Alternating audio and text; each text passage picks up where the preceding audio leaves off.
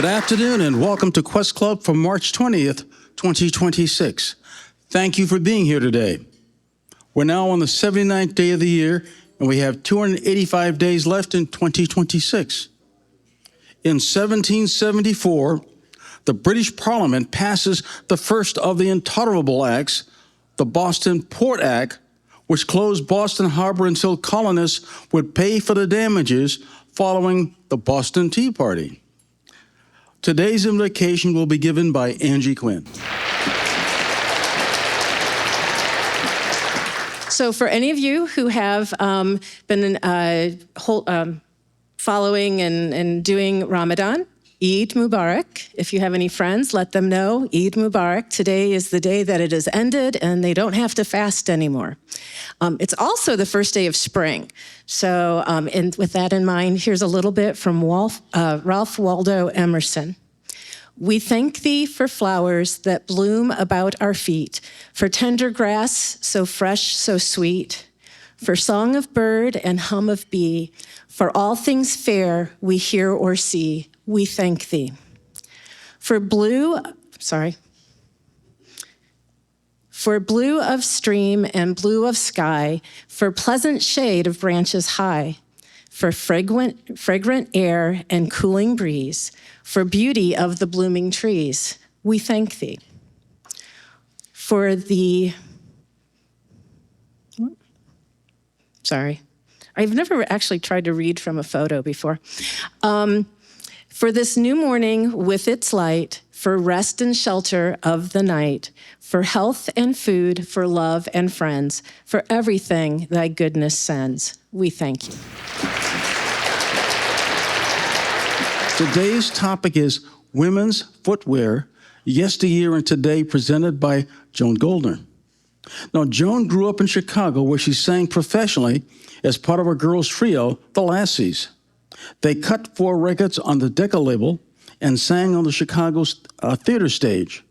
When her husband, Don, was transferred to Fort Wayne, she performed in shows at the Fort Wayne Civic Arena, IPFW, and the First Presbyterian Theaters, and sang with the Fort Wayne Philharmonic. She has run in 8 marathons and was an Olympic torchbearer for the 2002 Winter Olympics. Dawn and Joan loved to travel. They biked in 7 countries, hiked in Greece, and sailed in Turkey.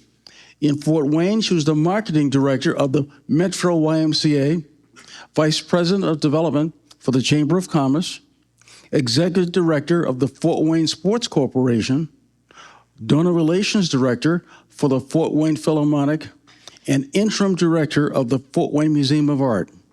She has served on the boards of the Fort Island Alliance, Civic Theater, Arts United, WBNI, Metro YMCA, PBS 39, and the McMillan Health Center.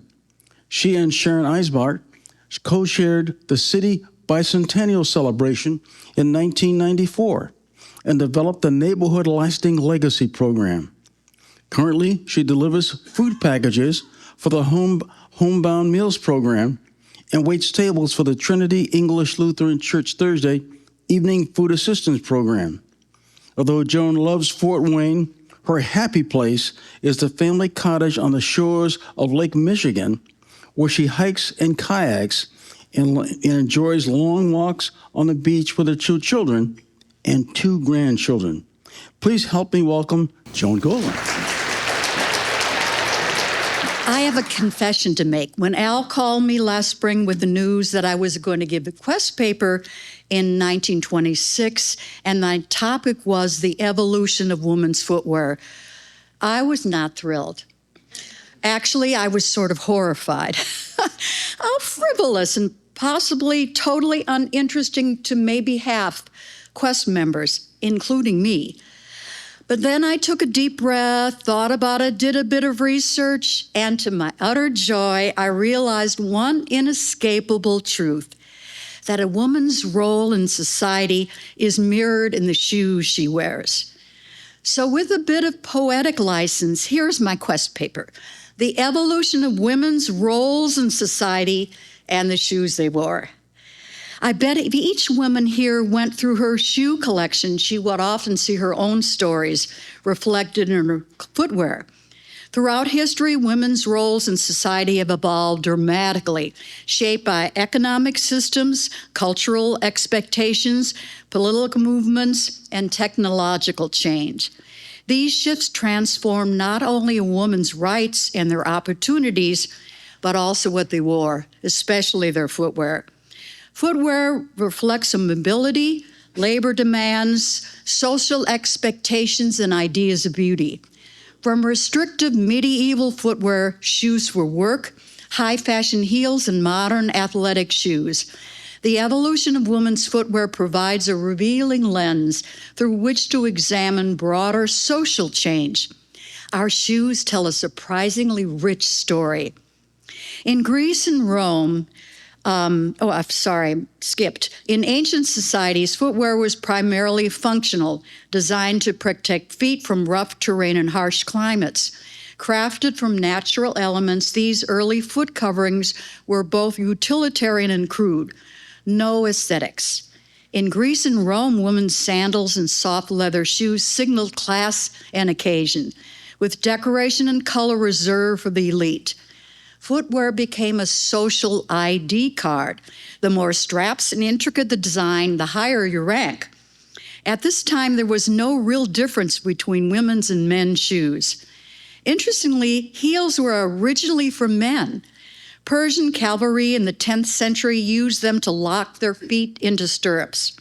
Heels were initially considered peak masculinity and a mark of a man of action. Aren't you gentlemen glad that has changed? Foot binding, also called lotus feet, began in 10th century China during the Song dynasty, 960 to 1279 CE. According to legend, it started when an emperor admired the tiny feet of a dancer who wrapped her feet to appear delicate. This practice soon spread among the elite as a symbol of beauty and refinement. Girls, often between the ages of 4 and 9, had their feet tightly bound with cloth strips to break and fold the toes under the arch, forcing the foot to form a small curved shape about 4 inches long. This process was extremely painful, resulted in a mincing gait, and caused lifelong disability. Mothers usually did it to their daughters, believing it would improve marriage prospects. Sadly, some women developed gangrene or died from infections caused by the tight bindings. This practice largely didn't die out until the 20th century. During the Middle Ages, women's roles were defined by rigid hierarchy and gender. Most women worked in agriculture or domestic labor, while noble women managed estates and represented family honor, and then footwear became more enclosed and practical. Peasant women wore simple leather shoes or boots designed for durability and protection. Their footwear reflected daily physical labor and long hours spent outdoors. In contrast, noble women wore fashionably pointed shoes called poulaines. The length of the pointed toe indicated rank.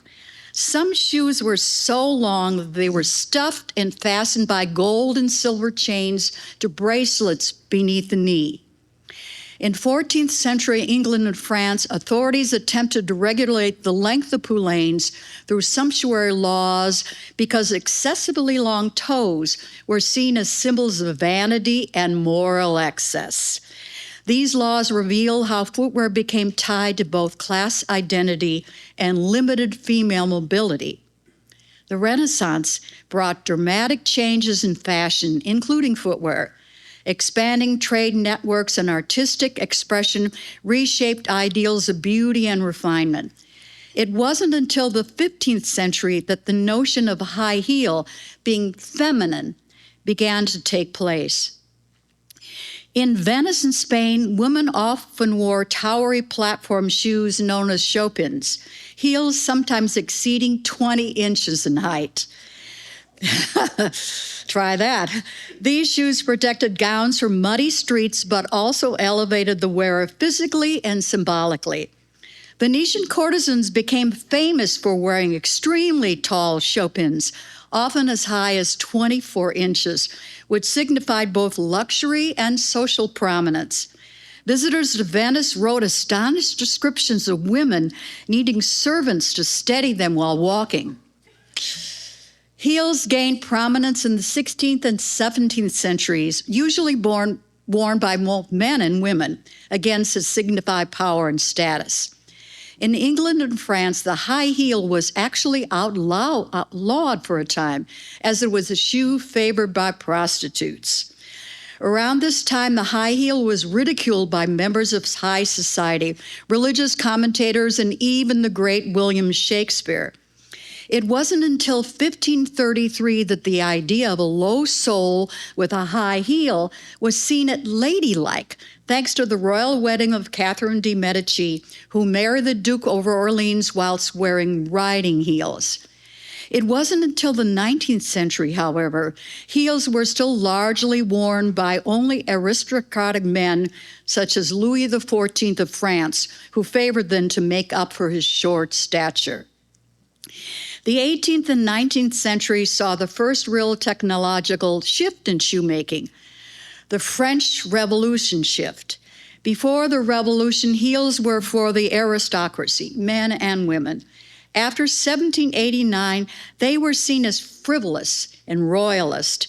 Everyone switched to flat, democratic slippers. Left versus right. Believe it or not, until about 1850, there was no difference between left or right shoes. You just broke them in until they fit. The Industrial Revolution. Mass production made shoes affordable. Victorian era introduced the lace-up granny boot, which was both modest and durable. The invention of the sewing machine made the manufacture of boots, a prominent style of this era, more efficient. The early 20th century marked major shifts in women's rights. Suffrage movements, educational opportunities, and workforce participation expanded women's public roles. World War I accelerated change as women filled industrial jobs. Footwear adapted to increase mobility. Practical lace-up shoes replaced restrictive boots, and lower heels became common. This is one woman's true story. In 1912, Emily Carter worked as a typist in London. Every morning, she laced up her high button corset boots, stiff leather, narrow toes, and 20 tiny buttons up the side. They looked proper, but they pinched with every step. Still, that's what respectable women wore. That spring, Emily's friend invited her to a suffragette march. Emily had never joined protest before. It was considered scandalous for women of her class, but she went. The streets were full of women shouting, singing, and waving banners that read, "Votes for Women." As the march began, the cobblestones made walking in those tight boots almost impossible. Her feet ached, and she fell behind. Then she noticed another woman wearing sturdy lace-up boots striding easily beside her.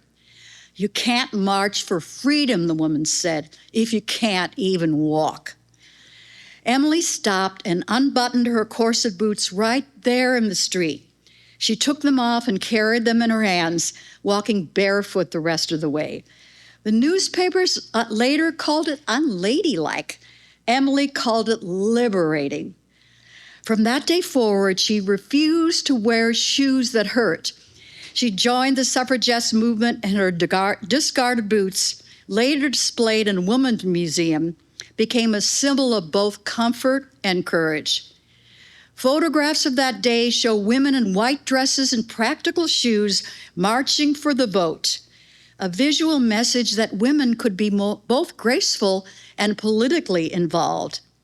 One woman later recounted in her diary that many women swapped their dainty shoes for low-heel lace-up boots to keep up with the long procession, joking that we may look like ladies, but we march like soldiers. In the early 20th century, film stars such as Greta Garbo and Marlene Dietrich popularized elegant heels and strappy sandals, linking glamour to women's footwear.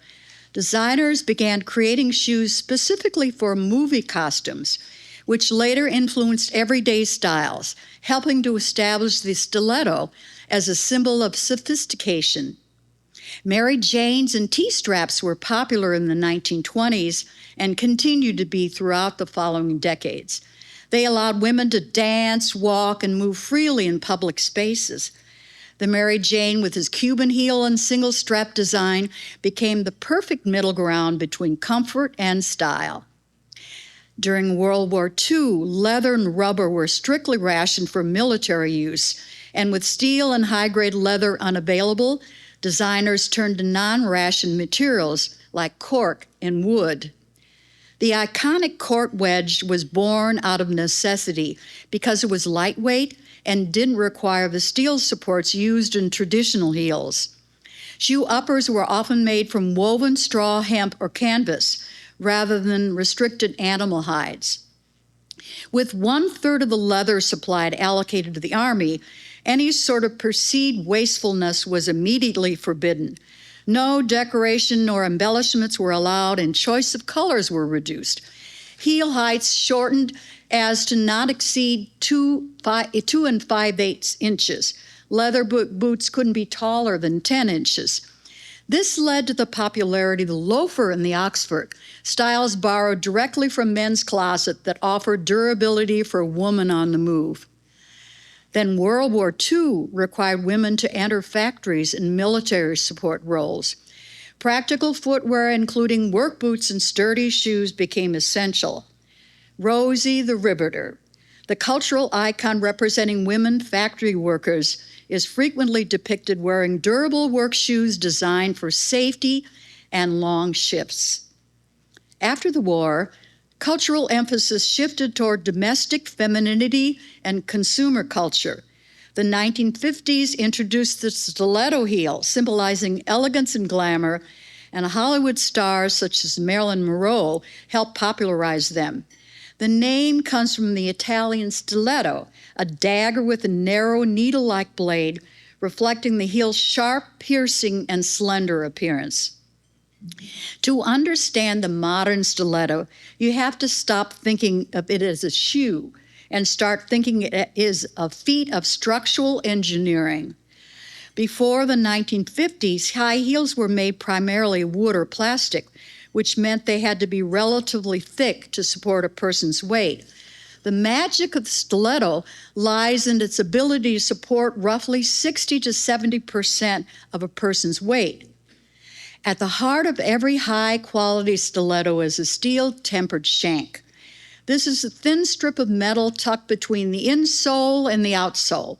It provides the structural integrity needed to bridge the gap between the heel and the ball of the foot.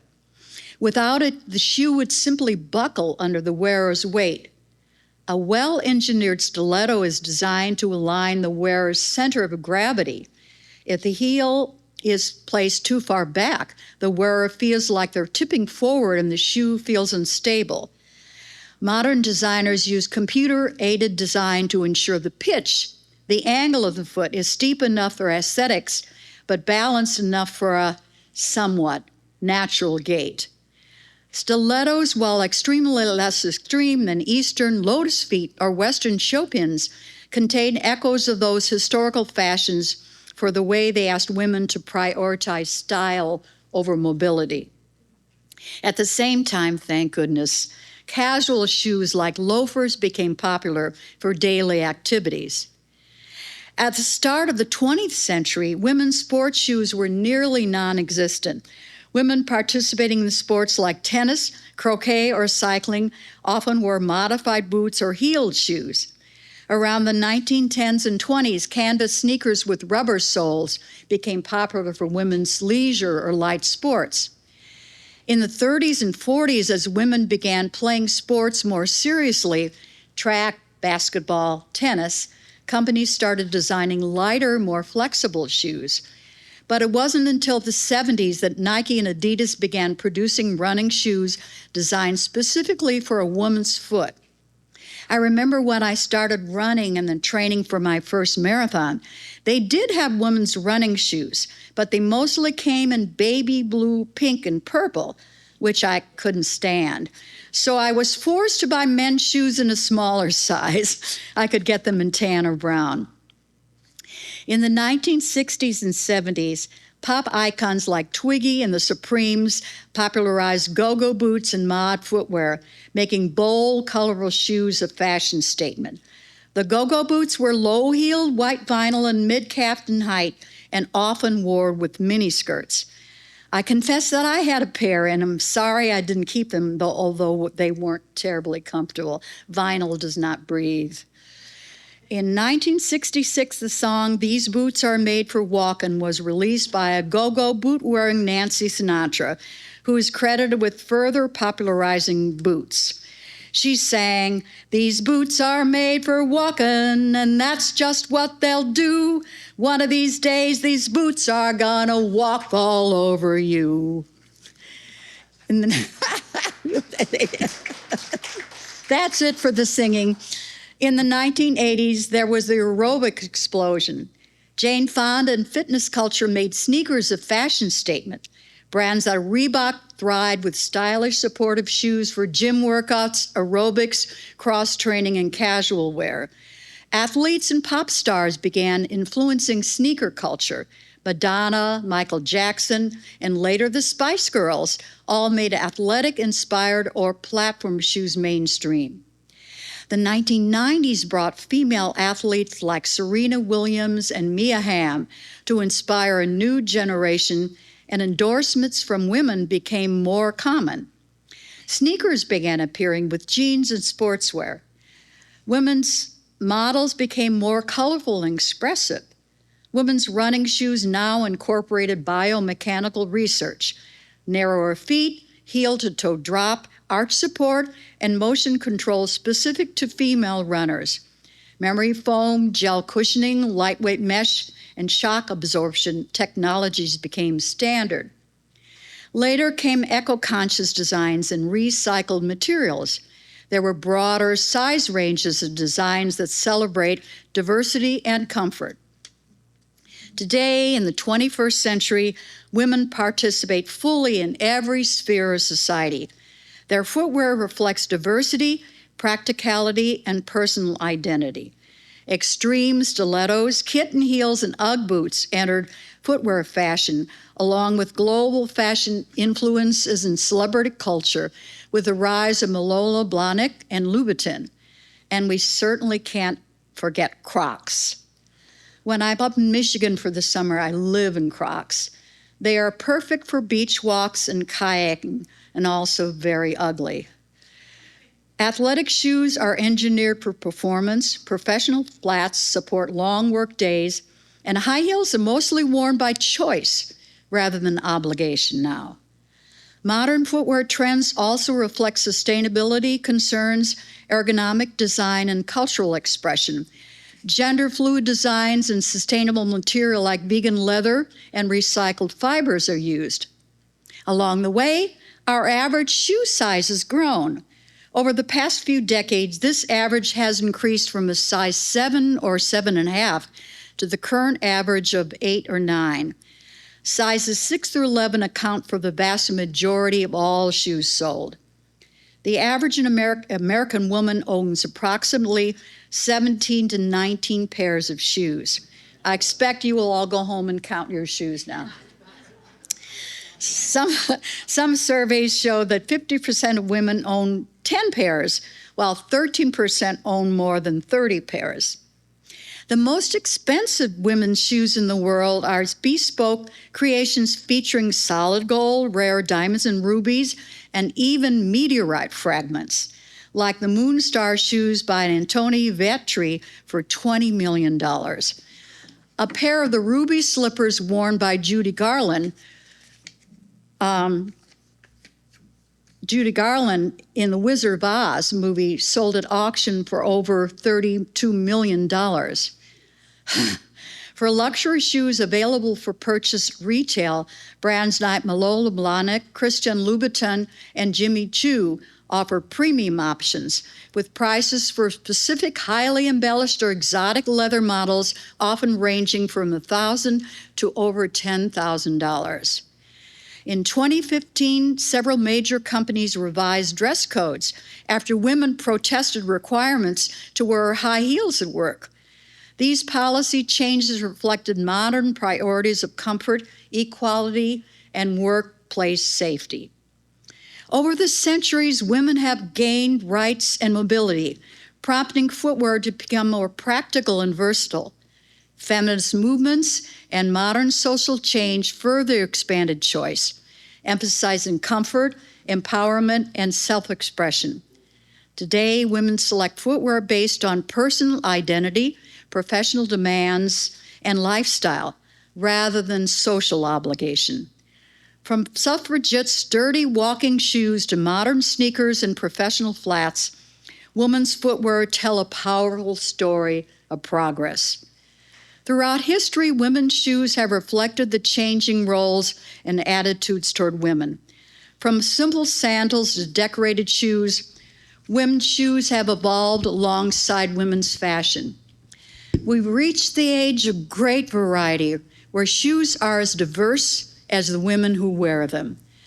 Ultimately, the history of women's shoes is more than fashion.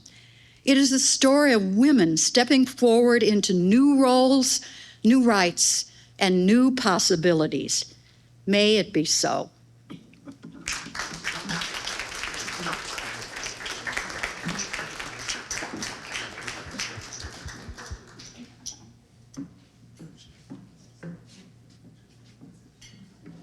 Thank you, Joan, for that inspiring and informative presentation. I appreciate that. Are there any questions for Joan? What's your favorite pair of shoes? Probably my hiking shoes. That's fair. Joan, your presentation just kind of defines the stereotype of no matter what the title of the presentation is, the content and the delivery is just outstanding. And thank you for the entertainment that it provided today. When I think of women's shoes, I think of a statuesque woman with a pair of high heels who walks into a room and owns the room the way she walks. Do young girls get taught that, or does it just come natural? Wow, I think it depends on the woman. I don't know if anybody here has a comment about that. Before I forget, Bar Watchman has an amazing pair of shoes. Yeah. Barbara, can you model, please? I got these. Here, wait. Here you go. Here, Barb. Oh, Barb. But I did not raise my hand to show my shoes. Although, thank you, I like my shoesies. What surprised you the most when you were doing your research? I wasn't really surprised by anything, but I came away with a real appreciation of women. Throughout the centuries, we are tough, and we don't give up. And I like the fact that I hadn't realized before the topic how different things like the clothes you wear and the shoes you wear all go hand in glove with our progress. So that was a real pleasure. Mm-hmm. I just have two interesting comments. I read where Ginger Rogers did everything that Fred Astaire did, but she did it backwards and in high heels. Right. That's so true. A second comment was we were planning for the senior prom, and I was, I think, the chair of my high school, and the principal told us no high heels. And that's because the gym had just been recovered and stiletto heels were coming in, and he didn't want to mess up the floor. Yeah.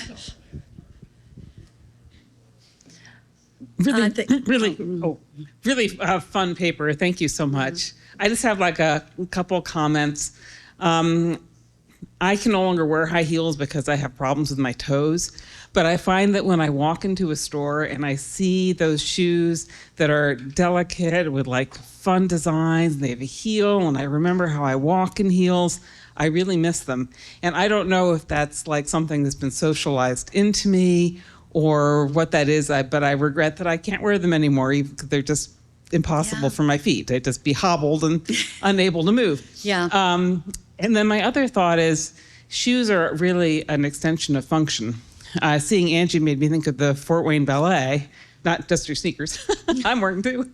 But when you see dancers and they have their ballet shoes, and anyone who is familiar with dancers and ballet shoes, you buy a pair, but then you break them. You pound them and you break them. Mm-hmm. And then you sew on the straps so they fit exactly how you want them to fit. And so like what pair of dance shoes you buy and how you remake them is essential to who you are as a dancer. It strikes me that's true of like construction workers who need the right kind of shoes for the work that they do, and so many things, that shoes are just critical to the function that you were serving at that time with those shoes. Yeah, that's so true.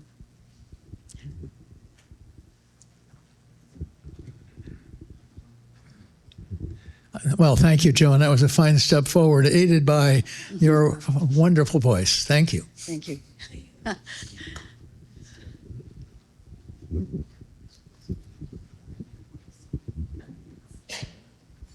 That was a wonderful presentation. I'll be honest, women's shoes is not something I've thought deeply about, and I regret that.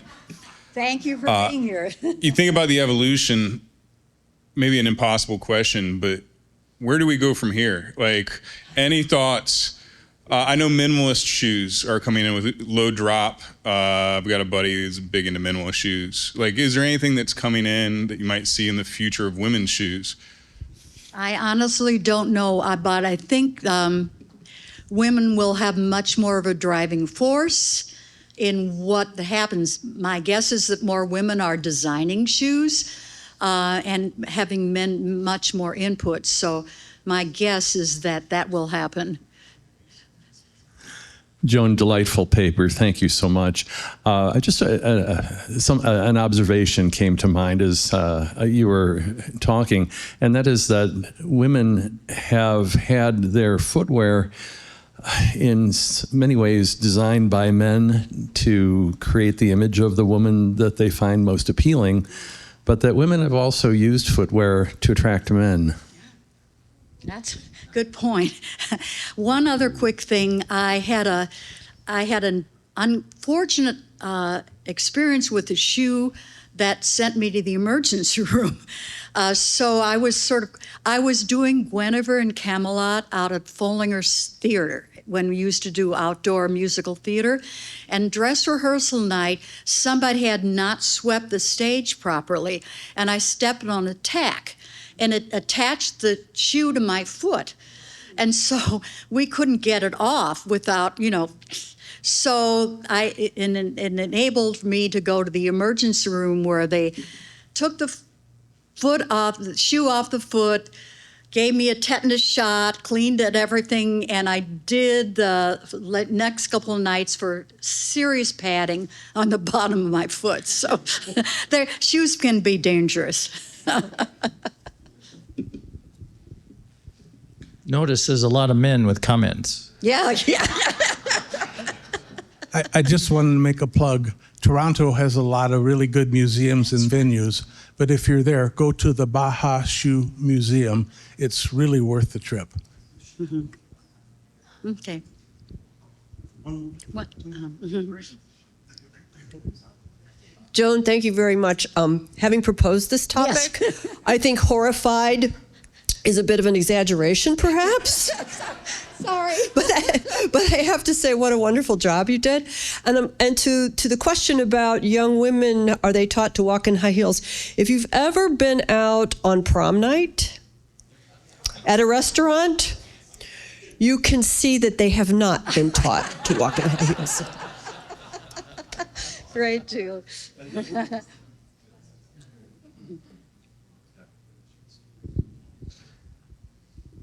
Joni, that was absolutely fabulous. And it reminded me of, or made me think back to the days when, oh gosh, this was years ago when I was working in the retail business, and it was a well-dressed woman is a well-shod woman. And I don't know if you ever came across that comment. No. Mm-mm. Mm-hmm. Just a short statement. There is a cosmetic procedure that women subject themselves to particularly high fashion models who have to wear 4 and 5 inch stilettos, and it's injecting Botox in the feet to minimize the pain of wearing the shoes, which is just preposterous. That we allow fashion to dictate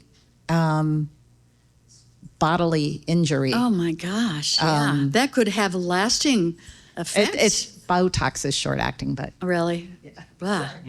Now you can be horrified. Thank you.